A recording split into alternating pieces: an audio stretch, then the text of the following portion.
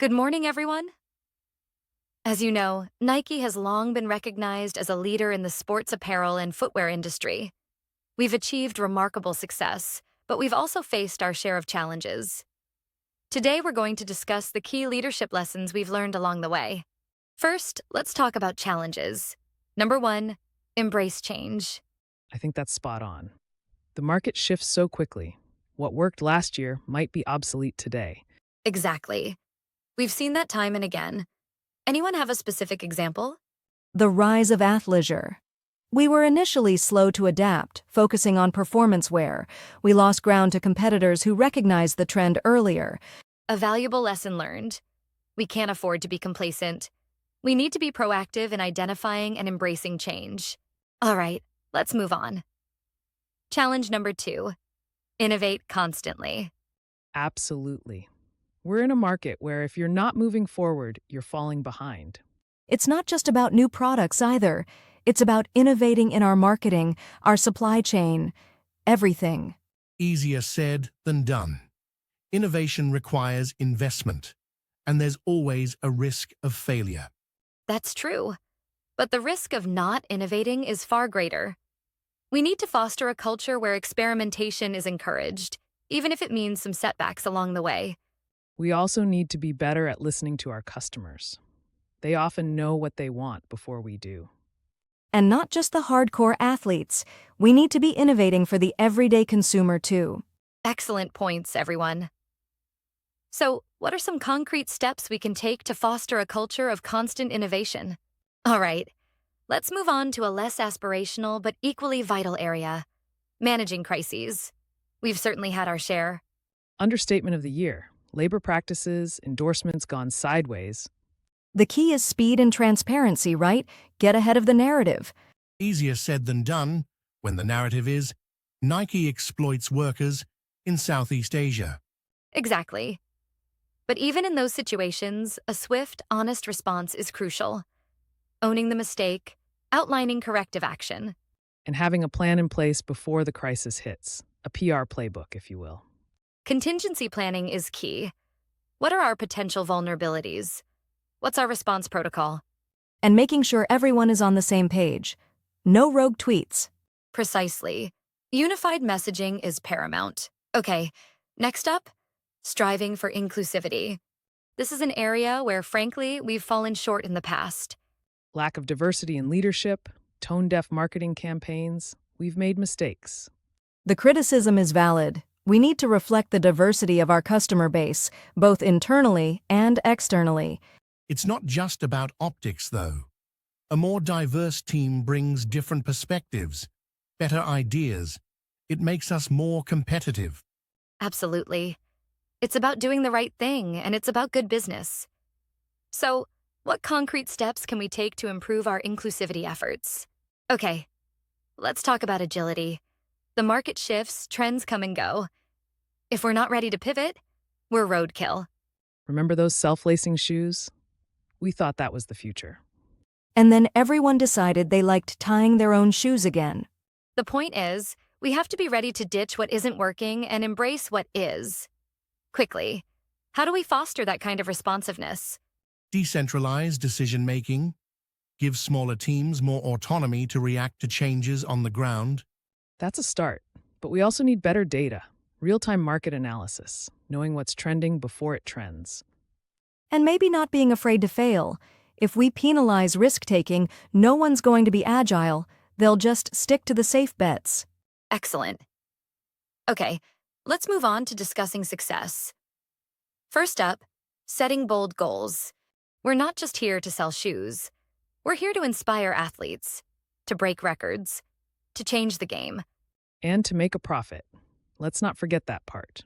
The two aren't mutually exclusive. Ambitious goals drive innovation. They push us to be better. Like the 2-hour marathon? That was insane. Exactly. It seemed impossible, but it forced us to rethink everything. Training, nutrition, shoe technology, And it got us a ton of publicity. that too. All right, last topic for today, focusing on customer experience. We're not just selling products, we're selling an experience, a feeling, a connection. And that experience has to be consistent, whether they're shopping online, in a store, or using our app. Personalization is key, tailoring the experience to each individual customer. Easier said than done with millions of customers. But not impossible. Data analysis, targeted marketing. We have the tools. We just need to use them effectively and listen to what our customers are telling us. Their feedback is invaluable. A winning culture isn't just about hitting targets. It's about creating an environment where people feel empowered to excel. So, less of the command and control and more of the trust and inspire? Exactly. Teamwork, collaboration, a relentless drive for excellence. That's the bedrock of our success. Easier said than done when you've got departments competing for resources and everyone's trying to climb the ladder. Yeah, how do you build that kind of culture? Is it foosball tables and free kombucha? Those things help, sure. But it starts with leadership, setting the tone from the top, recognizing and rewarding achievement, and crucially, investing in our people. Attracting and retaining top talent is paramount. A skilled and diverse workforce is the engine of innovation and growth. We've been making strides there, with the mentorship programs and the diversity initiatives. But are we really walking the walk? I've seen some incredibly talented people leave because they didn't see a future here. That's a fair point, Mark. We need to ensure we're providing opportunities for advancement, challenging assignments, and a clear path for career development. It's not just about hiring the best, it's about nurturing them and giving them a reason to stay. Okay, let's move on. Authenticity. Staying true to our brand. It's more than just a marketing buzzword, right? It's about living our values. Easier said than done when you're dealing with global supply chains and celebrity endorsements. Yeah, how do you stay authentic when you're selling shoes made in a factory halfway around the world? Transparency is key. Communication.